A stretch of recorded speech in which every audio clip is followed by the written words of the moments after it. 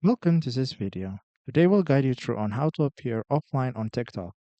So sometimes you may want to appear offline to your friends or followers on TikTok while you're logged in. So the way to achieve this is to go to our app library, search for TikTok, open up TikTok, and once this TikTok is opened, the next thing what we'll do is go to profile, which is found on the bottom right corner. Tap on the profile button. Then on our profile page, we will go to the top right corner and tap the button with the three lines. Then a list of options comes and we'll tap on the option that says settings and privacy. Then in this list of options, we'll go to the option that says privacy under the account section.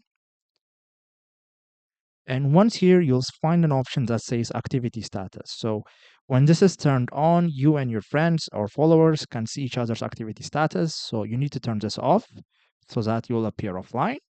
And now that it is toggled off, you will appear offline on TikTok.